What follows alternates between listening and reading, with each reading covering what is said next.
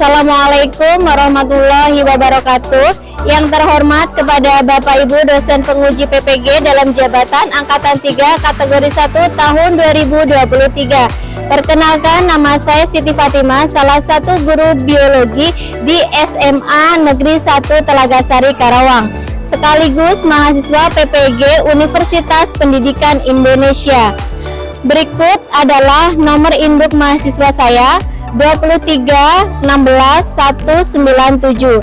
Pada hari ini, Senin tanggal 4 bulan Maret tahun 2024, saya akan melaksanakan praktik pembelajaran untuk memenuhi ujian kinerja PPG dalam jabatan dengan mengambil materi ekosistem, submateri konservasi hewan langka di kelas 10.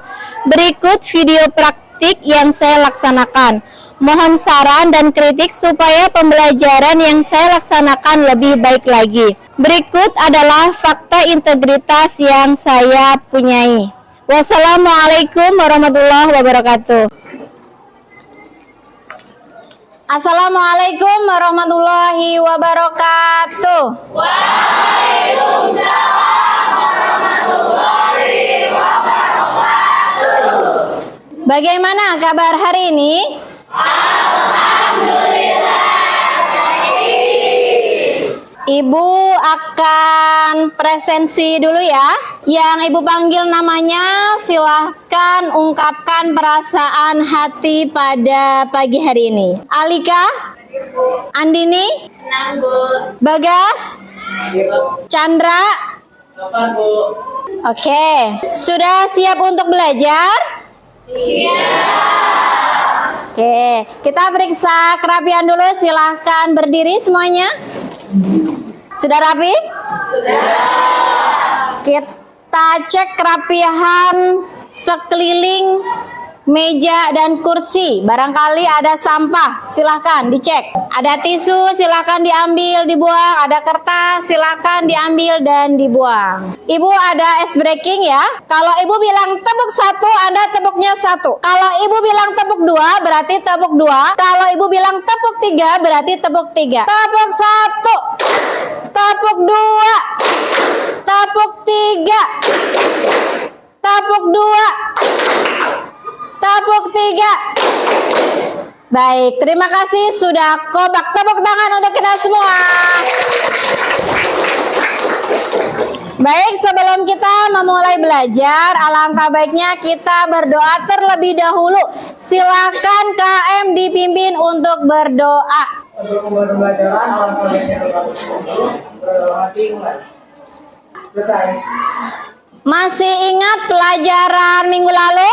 Masih. Tentang apa? Ekosistem. Baik, hari ini kita akan belajar tentang materi yang sama, yaitu tentang ekosistem. Oke, sebelum kita pretest, Ibu ingin mengetahui apakah kalian masih ingat materi ini, gitu ya? Mengapa hewan langka harus dilindungin? Siapa yang mau jawab? Ya, silahkan. Hewan langka jumlahnya sangat sedikit, Bu, di alam, sehingga harus dilestarikan agar tidak punah. Oke, bagus. Kemudian apa yang terjadi jika hewan langka ini tidak dilindungi? Maka akan kehilangan habitatnya dan terjadi kepunahan. Oke, bagus ya. Bagaimana jika hewan langka tidak mendapatkan perlindungan? Apa yang akan terjadi? Dampak pertama, jika kita tidak turut melestarikan hewan langka, maka akan terjadi kepunahan. Beberapa faktor antara lain pemburuan liar, kerusakan alam, dan kejahatan terhadap satwa. Oke, bagus. Tepuk tangan. Kita lanjutkan, silahkan scan QR barcode menggunakan HP masing-masing. Ada di layar, silahkan di-scan.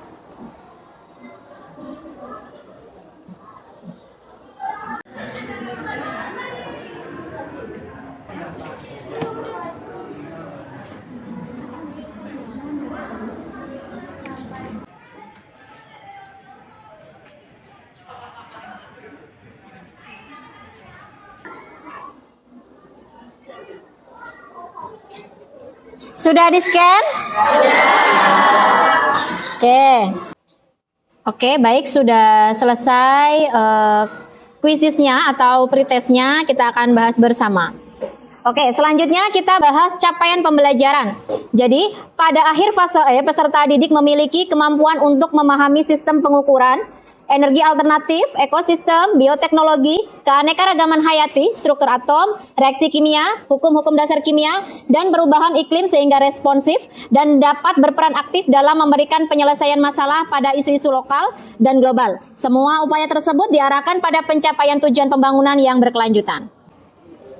Tujuan pembelajarannya, setelah menyimak video tentang permasalahan hewan langka yang terancam punah, contoh orang hutan yang ada di Indonesia, peserta didik mampu merumuskan permasalahan hewan langka yang lainnya di Indonesia. Peserta didik menyimak video hewan langka yang dipilih oleh masing-masing kelompoknya dan berdiskusi menyangkut permasalahan hewan langka tersebut dalam rangka pelestariannya. Melalui rangkaian diskusi dalam kelompoknya, peserta didik mampu menentukan solusi atas permasalahan hewan langka yang terancam punah tersebut. Melalui rangkaian kegiatan diskusi dan kerja kelompok, peserta didik mampu merumuskan kontribusi sebagai peserta didik dalam pelestarian hewan. Melalui presentasi masing-masing kelompok, peserta didik menampilkan infografis yang berisi tentang solusi dari permasalahan sesuai hewan langka yang dipilihnya. Jadi, tujuan pembelajaran ada 5 poin ya. Materi tentang ekosistem, submateri, konservasi hewan langka. Mekanisme pembelajaran, model pembelajaran yang digunakan yaitu problem based learning atau PBL dengan pendekatan saintifik. Ini jenis penilaiannya atau asesmennya bisa dibaca.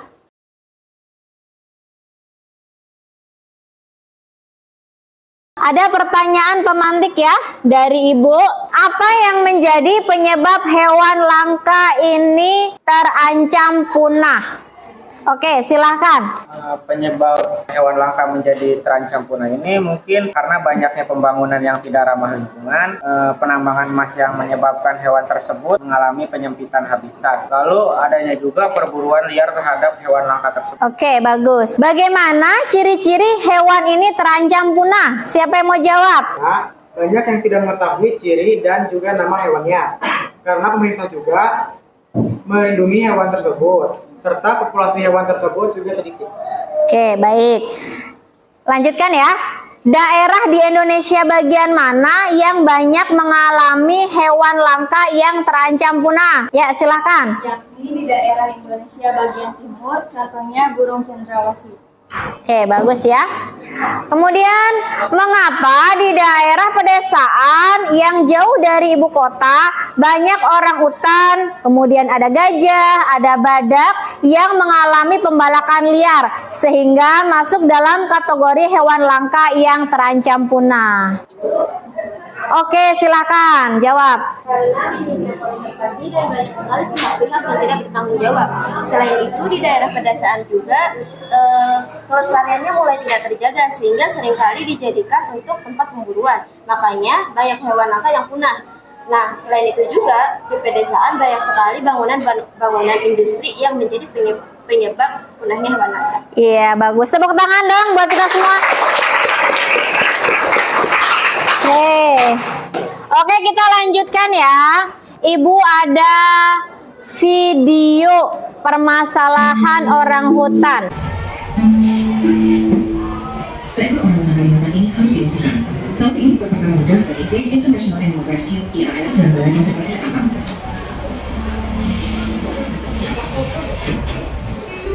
Kalau orangutan yang perlu direscue oleh konservasi itu karena benar-benar sudah tidak ada kemungkinan dia bisa hidup di tempat yang dekat. Translokasi adalah proses yang melelahkan. Hal ini berlaku baik bagi orang hutan maupun petugas di lapangan. Meski mahal dan berisiko, translokasi orang hutan akan tidak terelakkan.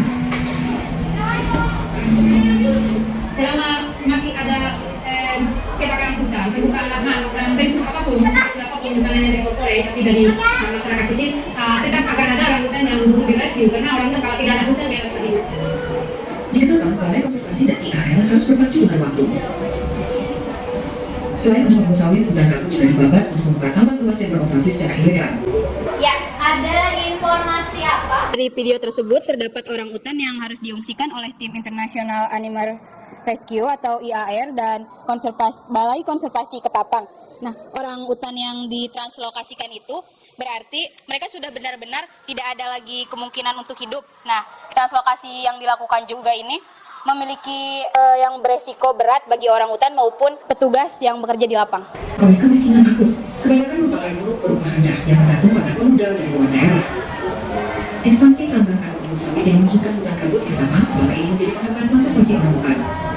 Mereka yang diselamatkan membutuhkan perawatan medis dan mental sebelum bisa dilepasliarkan. Rata-rata orang utan yang tiba di pusat rehabilitasi menetap antara 30 hari sampai lebih dari 6 bulan. Selama lebih dari 50 tahun, translokasi dan rehabilitasi dianggarkan untuk menyelamatkan orang utan dari perburuan, peliharaan, atau dari pusaran konflik dengan manusia. Kalau ada banyak juga yang suka membuat isu bahwa translokasi itu sangat berbahaya, itu sangat bisa mengancam populasi. Itu tidak ada buktinya ya, belum ada sama sekali buktinya. Kami bisa menyatakan dari pendalaman yang menimbulkan sampai saat ini belum pernah menemukan masalah misalnya orang yang translokasi ditemukan mati, belum pernah. Sebab itu mereka mengimbau agar orang utan dilindungi dimanapun mereka berada. Kemiskinan dan ketimpangan ekonomi sudah lama diakui sebagai salah satu ancaman terbesar konservasi orang utan. Kendati demikian, besar harapan agar pemerintah mau melindungi habitat orang utan di luar zona lindung dari ekspansi industri, tentunya dengan syarat penanggulangan ketimpangan ekonomi.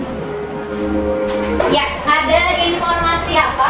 Saya, Bu. Selama lebih dari 50 tahun, translokasi ini diandalkan untuk menyelamatkan hewan-hewan yang terancam punah. Dari video yang tadi saya simak, saya bisa mengetahui bahwa orang utan itu harus ditranslokasikan atau direhabilitas. Karena apa? Karena adanya kebakaran hutan, pembukaan lahan yang dilakukan masyarakat atau lembaga negara, walaupun kecil, itu sangat berpengaruh terhadap kehidupan orang utan tersebut. Jelas bahwa jika tidak ada hutan, orang utan itu tidak bisa hidup. Apalagi seperti pembukaan tambang emas yang ilegal yang menyebabkan kebun sawit dan hutan gambut dibabat. Karena apa? Karena kemiskinan akut seperti buruh yang berupa rendah. Itu termasuk menjadi ancaman kelestarian orang utan.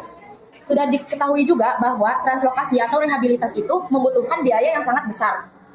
Jadi, solusi yang bisa kita ambil yaitu dengan perlindungan terhadap orang hutan tersebut dan pelestarian habitat agar tidak dibunuh. Nah, sekarang kalian kumpul per kelompok ya. Kelompok 1 di mana? Kelompok 2 di mana? Kelompok 3? Kelompok 4? Kelompok 5? Oke, Ibu akan bagi LKPD offline setiap kelompok ya.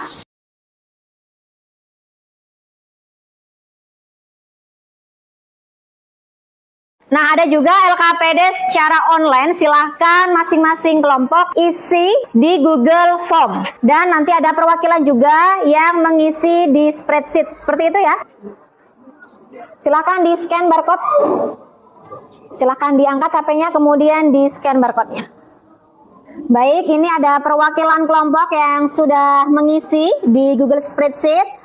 Ada Eliana, kemudian ada Gaida, kemudian di sini ada Fahri, kemudian ada Nur Aliza, ada Sania, dan ada Silvi. Seperti itu ya perwakilan dari setiap kelompok. Ada Pesut Mahakam, kemudian ada Trenggiling, burung cendrawasih, harimau Sumatera, dan yang terakhir ada Komodo dan ada badak bercula 1. Silahkan masing-masing kelompok memberikan komentar ke kelompok yang lainnya. Siapa yang mau komentar terlebih dahulu? Saya, Bu. Oh ya, silahkan. Saya ingin mengomentari tentang harimau Sumatera.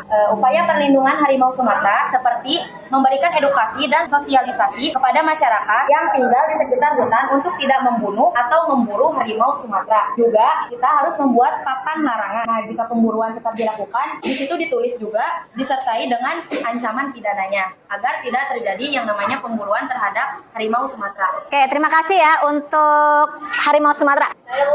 Oh ya, silakan komentar ke apa nih?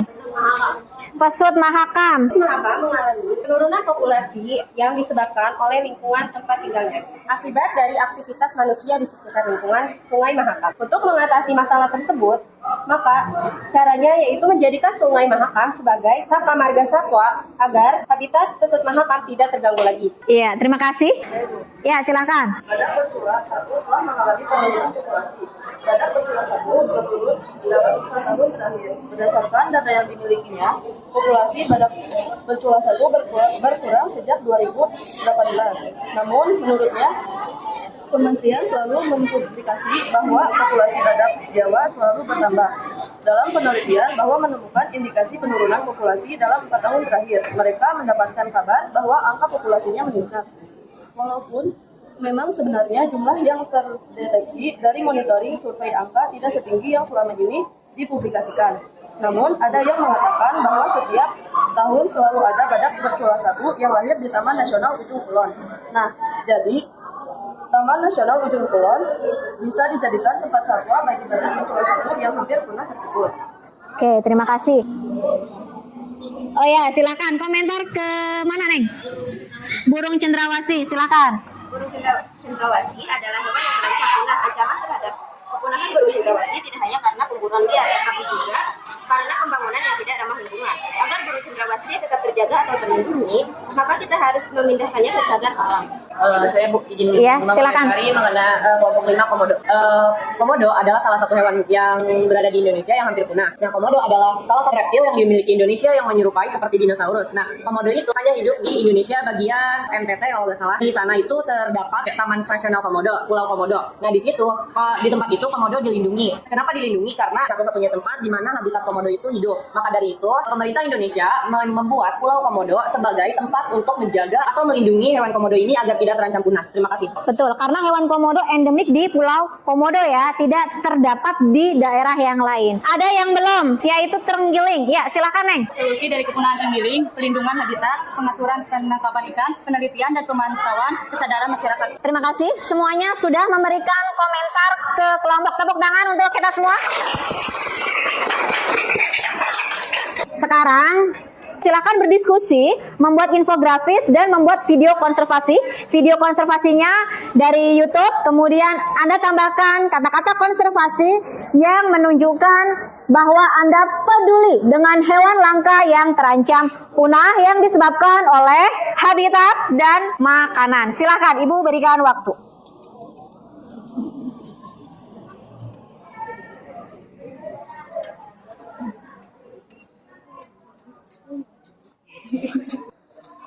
Bisa? Bisa? Bisa ya.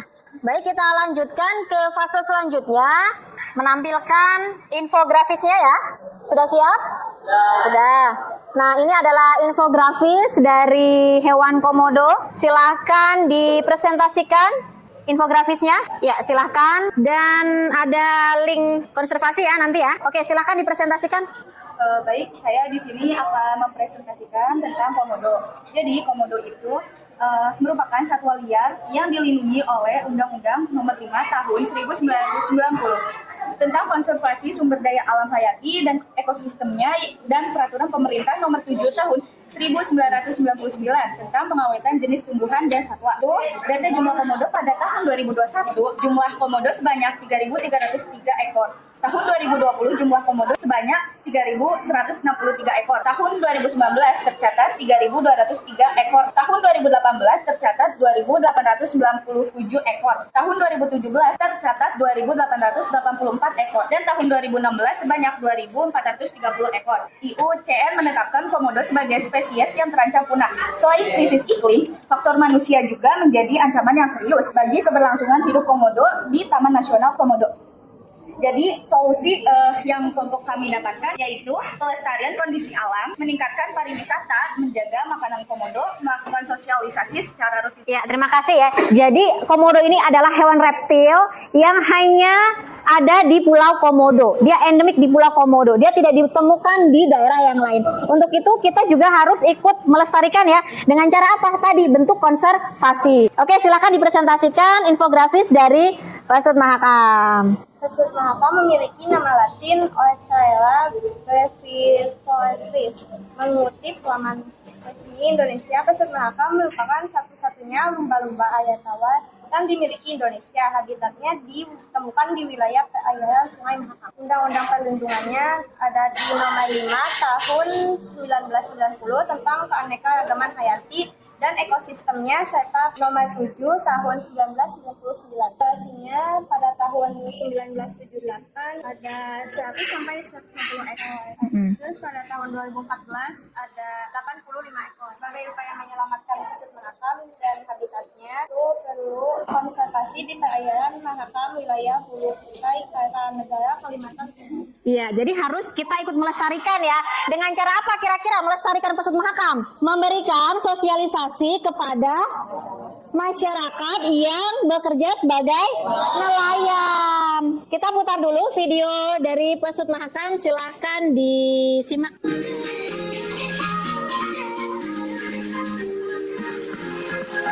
Assalamualaikum warahmatullahi wabarakatuh. Perkenalkan, nama saya Dina Rahayu. Di sini saya perwakilan dari kelompok 2 ingin memaparkan suatu materi tentang satwa yang terancam punah. Tema yang kami dapatkan yaitu pesut mahakam yang berasal dari Kalimantan Timur. Saksikan terus materi-materi yang akan saya bahas. Lumba-lumba tidak hanya hidup di laut atau di perairan asin. Faktanya, ada lumba-lumba yang hidup di air tawar. Salah satunya adalah pesut mahakam. Pesut mahakam memiliki ciri fisik tubuh pucat berwarna abu-abu, lebih pucat di bagian bawah serta tidak memiliki pola khas. Sirip punggungnya kecil dan membundar di belakang pertengahan punggung. Dahinya tinggi dan berbentuk bundar. Tidak ada moncong seperti lumba-lumba lain. Sirip dadanya lebar membungkuk. Pesut mahakam bisa ditemukan di perairan Sungai Mahakam, sungai terbesar di Provinsi Kalimantan Timur dan bermuara di Selat Makassar. Tetapi pesut mahakam hanya terkonsentrasi di bagian tengah Sungai Mahakam. Ternyata pesut mahakam memiliki manfaat. Manfaatnya adalah berguna bagi nelayan dalam menentukan lokasi dan waktu untuk mencari ikan secara ekologis. Pesut mahakam juga dapat berperan sebagai indikator bagi kualitas lingkungan hidup. Pesut mahakam memiliki kecenderungan untuk memangsa ikan-ikan yang terjerat di jaring insan. Nelayan juga sering menggunakan habitat pesut mahakam yang semakin terganggu oleh aktivitas manusia. Jaring nelayan yang mengancam nyawanya, hingga kehadiran kapal-kapal besar yang membuatnya terpinggirkan. Untuk alasan penyebab matinya pesut mahakam karena kebanyakan mati di dalam jaring nelayan. Jadi pesut mahakam tidak mempunyai predator alami di habitatnya. Justru manusia adalah pihak yang bertanggung jawab atas kematian pesut mahakam.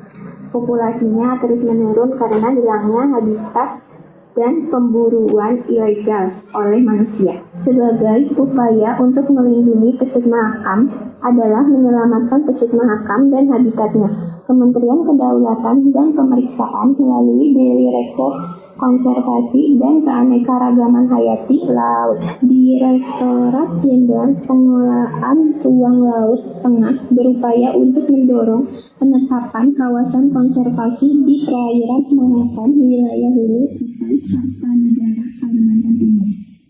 Populasi pada tahun 1978 kelimpahan 100 sampai 150 ekor.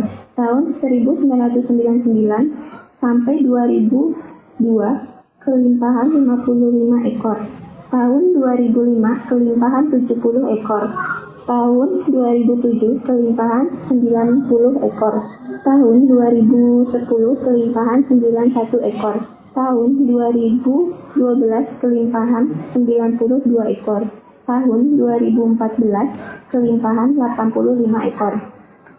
Prediksi jumlahnya pada tahun 2023 tersisa 80 ekor, sehingga pesut mahakam dianggap sebagai salah satu spesies lumba-lumba yang paling terancam punah di dunia. Undang-Undang Perlindungan berdasarkan Undang-Undang Nomor 5 Tahun 1990 tentang Keanekaragaman Hayati dan Ekosistemnya serta PP Nomor 7 Tahun 1999, pesut mahakam merupakan jenis satwa dilindungi oleh Peraturan Hukum Indonesia. Silahkan mengisi pos tes dulu ya, di scan barcode dulu ya.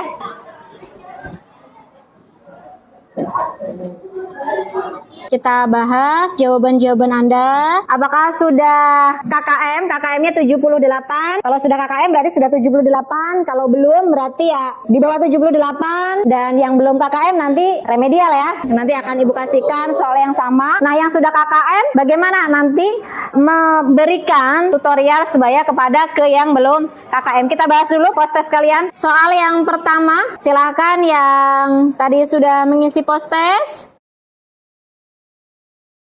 Dan yang belum silakan segera dikirim ya. Nah, ini soal yang pertama tentang harimau ya. Betul? Nah, coba kita review lagi jawaban Anda. Tadi jawabannya sudah betul apa belum? Coba tadi yang jawab tentang ini siapa? Silakan berkomentar tadi jawaban post-testnya. Kita review bersama-sama, kita bahas bersama-sama. Oh ya, silakan. Di situ kan pertanyaannya apa dampak yang akan terjadi pada harimau ketika tumbuhan terbakar oleh api. Nah, dampak yang akan terjadinya itu harimau akan kekurangan makanan karena kan di hutan itu ada rusa. Rusa itu kan memakan tumbuhan. Nah, rusa itu sudah menjadi rantai makanan harimau. Karena harimau itu salah satu hewan yang memakan daging-dagingan. Nah, kalau misalkan rusa itu habisan makanan seperti tumbuh-tumbuhan, otomatis harimau juga tidak memiliki makanan karena rusanya udah kelaparan, mati kelaparan, sehingga harimau juga mati kelaparan. Iya, betul. Jadi jawaban post-test Anda itu dinilai dari keyword yang Anda tuliskan. Jadi kalau kalian menuliskan tentang makanannya, berarti makanannya itu habis atau tidak ada, berarti dia tidak bisa makan rusa. Karena rusa tadi kita ingat dia sebagai hewan pemakan tumbuhan atau herbivore seperti itu. Ketika rusa tersiksa karena tidak ada hutan atau tanaman yang bisa dia makan, rusa juga akan sengsara, akan mati. Ketika rusanya jumlahnya menurun, maka apa yang akan terjadi dengan harimaunya? Akan kekurangan makanan sehingga dia akan punah gitu ya. Langkah dulu baru punah, seperti itu ya, mengerti? Jadi yang sudah jawab keywordnya tentang jumlah makanan yang menurun kemudian akan punah akan mendapat poin 2 dari Ibu. Seperti itu ya konsepnya. Nah, ini adalah soal yang kedua yang sudah Anda isikan. Nah, silakan kita bahas atau kita review apakah jawaban yang Anda kirimkan ke Ibu itu sudah memenuhi keyword atau kata kunci yang sudah Ibu buat di rubrik. Silakan yang mau memberikan komentar, silakan. Ayo, jangan rebutan ya. Satu-satu ya ngomongnya ya, jangan rebutan. Mau bicara, silakan. Jadi rusaknya habitat alam dan punahnya spesies merupakan ancaman bagi hilangnya keanekaragaman hayati baik tumbuhan maupun hewan. Oleh karena itu, upaya apa yang bisa dilakukan untuk mengembalikan habitat aslinya? Menurut saya, cara mengembalikan ke habitat aslinya, kan tadi udah rusak nih. Karena kan sebelumnya itu rusak karena terbakar, Bu. Ya, betul. Menurut saya dengan cara reboisasi dengan menanam pohon. Betul. Dan mengembalikan menjadi seperti awalnya, Bu. Oh iya, betul ya. Jadi kalau tadi Satria jawabnya seperti itu berarti sudah memenuhi keyword 1 poin. Karena yang ada di keyword Ibu itu yang pertama adalah kita jadikan hutan tersebut adalah hutan lindung, ya kan? Kemudian kita membuat program konservasi ya tadi. Kemudian juga kita membuat reboisasi seperti tadi. Jadi kalau jawabnya 1 berarti poinnya 1. Paham ya sampai sini ya? Oke. Semoga nanti jawaban setelahnya betul semua ya. Kita cek lagi. Yang ketiga, nah ini yang ketiga ya. Soal yang ketiga, setiap flora dan fauna yang ada di bumi harus dilindungi keberadaannya untuk mencegah terjadinya kepunahan. Ada beberapa cara untuk melindungi sumber daya alam, salah satunya dengan melakukan pelestarian. Pelestarian flora dan fauna.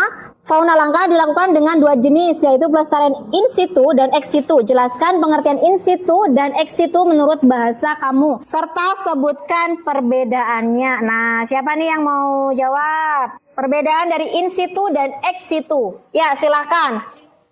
Oh, rebutan ya. Ya udah, Sri dulu, baru Hamdan. Boleh, silakan.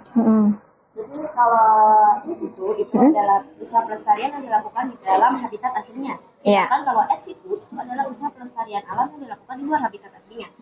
Kalau in situ itu seperti kita melestarikan tapi dalam hutan, dalam artian kita tidak mengeluarkannya ke surga marga satwa. Betul. Nah, kalau surga marga satwa itu masuknya ke dalam pelestarian dalam habitat ex situ karena usaha tersebut sudah masuk ke dalam luar habitat aslinya. Iya, betul ya. Oke, sekarang gantian. Jangan rebutan ya. Ya. Ya, saya setuju dengan jawaban Sri tadi. In situ adalah suatu pelestarian alam yang mulai dari aslinya. Sementara ex situ itu adalah pelestarian alam yang dilakukan di luar habitat aslinya. Contohnya yang in situ itu ada pelestarian komodo yang dilakukan habitat aslinya itu di Nusa Tenggara Timur kalau nggak salah. Ya, Pulau Komodo. Betul. Seperti itu. Ya, jadi sudah paham ya sampai sini. Jadi kalau sudah bisa membedakan, berarti poinnya 2. In situ poin 1, ex situ poinnya 1. Kemudian kalau Anda sudah bisa memberikan contoh, berarti Anda dapat 3 poin. Gitu ya. Oh ya, kita next ke nomor 4. Ada Taman Nasional Komodo. Jumlahnya sudah ada. Kemudian ada Taman Nasional Ujung Kulon. Kemudian ada Cagar Alam. Kemudian ada Kebun Raya Bogor. Kemudian ada Taman Safari. Nah, tadi soalnya adalah mana aja sih yang masuk in situ dan mana aja yang masuk ex situ. Bisa dipahami? Bisa, silahkan memberikan komentar untuk soal nomor 4. Nah, Taman Nasional ini masuk mana? Kalau Taman Nasional Komodo itu termasuk in situ. Iya, betul. Lalu cagar alam juga itu in situ. Betul. Taman Nasional Ujung Kulon juga itu in situ. Terus Raya Bogor itu ex situ. Betul. Terus? Sama Taman Safari itu ex situ. Betul. Jadi udah bisa ya bedain ya. Jadi kalau Taman Nasional Komodo itu in situ, Taman Nasional Ujung Kulon juga in situ, kemudian ada Cagar Alam juga in situ, kemudian Kebun Raya Bogor ex situ. Kemudian kalau Taman Safari ex situ. Udah pada KKM semua ya sepertinya ya. Kita next ke nomor 5. Pemerintah Indonesia dalam upaya konservasi sumber daya alam membuat kawasan konservasi. Di antaranya ada cagar alam, suaka satwa liar atau hewan, kemudian taman laut, taman nasional, taman hutan raya, hutan bakau, dan kebun raya. Berdasarkan hasil diskusi pada kelompok Anda yang tadi, sebutkan hewan yang dipilih dan carikan solusinya. Kan tadi Anda sudah diskusi itu. Ada pesut makan, badak Jawa, terenggiling, burung cendrawasih, komodo, dan harimau Sumatera. Nah, menurut kalian nih, hewan-hewan tadi yang sudah Anda diskusikan di kelompok itu masuk yang mana? Ibu minta komentar lagi ya. Oke, silakan. Mulai dari kelompok 1. Boleh, kelompok 1. Nah, bagaimana pesut makan? Kita jadikan apa kawasannya? Silakan dijawab oleh perwakilan kelompok. Dijadikan apa berarti kalau in situ? Taman laut. Setuju? Oke, bagus. Sekarang next kelompok 2, badak Jawa. Bagaimana konservasinya? Masuk in atau X dan masuk kemana? Oke. Badak Jawa termasuk ke dalam in situ. Berarti ke Taman Nasional, Bu. Taman Nasional? Setuju? Setuju. Oke, next. Ini kelompok terenggiling. Kemana nih? Terenggiling kita jadikan apa ya? Ayo bantu temannya. Cagar alam? Ya. Cagar alam berarti in atau X? In. Sudah tahu jawabannya ya? Tahu nggak bedanya antara Taman Nasional dan cagar alam? Ayo, siapa yang mau jawab? Bu, kok yang badak Jawa Taman Nasional, yang terenggiling cagar alam. Apa? Cagar alam atau suaka satwa liar? Yang mana? Cagar alam atau mau berubah? Terenggiling. Tadi sudah ada bantuan dari temennya. Ya, terenggiling termasuk ke cagar alam. Nah, bedanya cagar alam dengan taman nasional itu, kalau taman nasional masih dapat dikunjungi untuk tujuan penelitian, sedangkan cagar alam itu tidak diperbolehkan. Misalkan kita sedang mendaki nih ke gunung. Nah, biasanya di gunung itu kan banyak hutan. Nah, di hutan-hutan itu biasanya ada cagar alam. Misalkan di hutan-hutan itu banyak harimau ya, Bu. Nah, menurut waktu itu pernah kakak saya ke gunung dan di situ ada cagar alam, dan cagar alamnya itu melindungi harimau, dan cagar alam itu tidak bisa dikunjungi sembarangan. Jadi bedanya adalah untuk taman nasional masih bisa dikunjungi untuk tujuan penelitian, sedangkan untuk cagar alam itu tidak diperbolehkan dan diperkenankan untuk mengunjunginya karena itu benar-benar kawasan yang benar-benar dilindungi, Bu. Terima kasih. Oke, baik, sudah tahu ya. Jadi tidak sembarang kita untuk mengunjungi, harus ada surat khusus ya. Kalau taman nasional misalkan untuk kepentingan pendidikan, misalkan seperti karya wisata seperti itu boleh, tapi untuk cagar alam tidak boleh. Seperti itu ya, paham ya? Oke, sekarang burung cendrawasih. Solusinya dimasukkan kemana kira-kira? Burung cendrawasih? Burung cendrawasih itu termasuk ke dalam in situ karena di Papua itu burung cendrawasih dimasukkan ke Taman Nasional. Taman Nasional, berarti sama dengan badak Jawa ya? Oke, sudah tahu ya perbedaannya tadi ya? Kalau Taman Nasional boleh dikunjungi untuk edukasi. Tapi kalau cagar alam tidak sembarang orang, harus ada surat khusus ya. Kemudian kalau komodo, bagaimana solusinya? Ya, silakan. Komodo dimasukkan ke dalam in situ. In situ. Karena komodo itu adalah hewan endemik dari NTT. Nah, yang cocoknya itu adalah Taman Nasional Komodo. Taman Nasional Komodo. Berarti ada 3 ya? Burung cendrawasih, badak Jawa sama? Oh iya. Baik, terima kasih. Sekarang terakhir, kelompok terakhir, harimau Sumatera. Mau dimasukkan kemana? Yang 3 udah Taman Nasional, yang 1 Taman Laut, yang 1 Cagar Alam. Oke. Sumatera itu lebih tepatnya ke cagar alam. Cagar Alam. Karena harimau Sumatera itu benar-benar dijaga. Jadi nggak sembarangan orang bisa memotret, mengambil itu. Karena penjualan atau pemburuan harimau Sumatera itu benar-benar sedang marak. Jadi nggak semua orang bisa datang dan lihat langsung harimau Sumatera. Berarti kesimpulannya dimasukkan ke in situ dan daerahnya disebut cagar alam karena tidak sembarangan untuk dikunjungin. Tahu nggak alasannya kenapa tidak sembarangan untuk dikunjungin? Pertama adalah hewan liar. Tahu ya, yang lagi viral ketika hewannya ingin istirahat, kemudian ada pengunjung, bagaimana yang terjadi? Hewannya marah, merasa terancam, betul. Jadi di sini Anda sudah memiliki pengetahuan, makanya nanti jangan sampai ilmu yang Anda dapat di sekolah ini hanya di sini saja. Sebarkan ke sanak saudara, berikan mereka edukasi, apalagi tentang hewan langka dan terancam punah. Agar apa? Agar Anda memiliki kontribusi yang real terhadap hewan langka dan terancam punah. Baik, sampai di sini sudah paham? Baik. Sebelum Ibu tutup, Ibu ingin Anda mengisi di Google Form tentang refleksi pembelajaran yang sudah Anda lakukan pada kesempatan hari ini, dan Anda mengisi di Google Form tentang masukan untuk saya perbaikan di pembelajaran yang akan datang. Jadi refleksi ada 2 ya, refleksi setelah pembelajaran dan refleksi untuk guru. Dan Ibu minta 1 orang untuk merefleksikan pembelajaran dari tadi dan bagaimana kesannya dan bagaimana Anda mendapatkan materi ini. Jadi kesan-kesannya seperti apa, kemudian pembelajarannya seperti apa, dan manfaat apa yang Anda peroleh. Bisa dimengerti? Baik, silahkan yang ingin merefleksikan, Ibu berikan kesempatan. Saya ingin merefleksikan mengenai pembelajaran hari ini. Jadi untuk pembelajaran hari ini kan mengenai ekosistem dengan subbab konservasi hewan langka. Bisa disimpulkan secara keseluruhan hewan-hewan yang ada di Indonesia adalah hewan-hewan yang unik dan sudah termasuk ke dalam hewan-hewan langka. Mengapa? Karena populasinya semakin turun semakin rendah. Contoh seperti burung cendrawasih.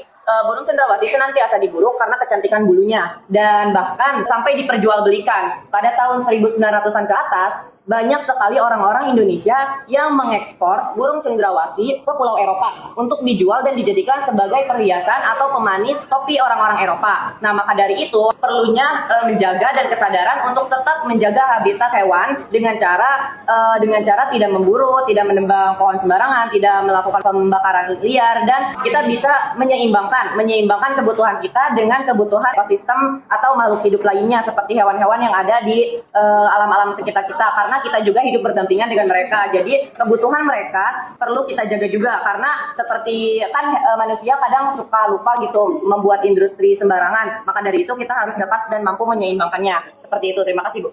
Iya. Baik ya, Ibu simpulkan pembelajaran pada pagi hari ini. Jadi materi kita adalah ekosistem, kemudian dengan submateri adalah konservasi hewan langka. Kemudian pesan makan kita masukkan ke in situ Taman Laut. Kemudian badak Jawa kita masukkan in situ Taman Nasional. Terenggiling kita masukkan in situ Cagar Alam. Kemudian burung cendrawasih kita masukkan in situ Taman Nasional. Kemudian komodo kita masukkan in situ Taman Nasional juga. Kemudian ada harimau Sumatera kita masukkan in situ Cagar Alam. Baik, terima kasih pembelajaran pada pagi hari ini. Semoga bermanfaat. Tolong KM dipimpin berdoa. Baik, sebelum masuk ke pembelajaran, langkah baiknya kita berdoa terlebih dahulu. Berdoa masing-masing, kalau mati ya.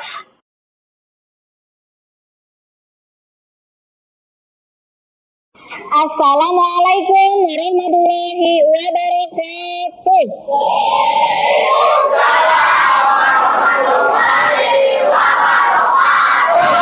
Terima kasih untuk semuanya.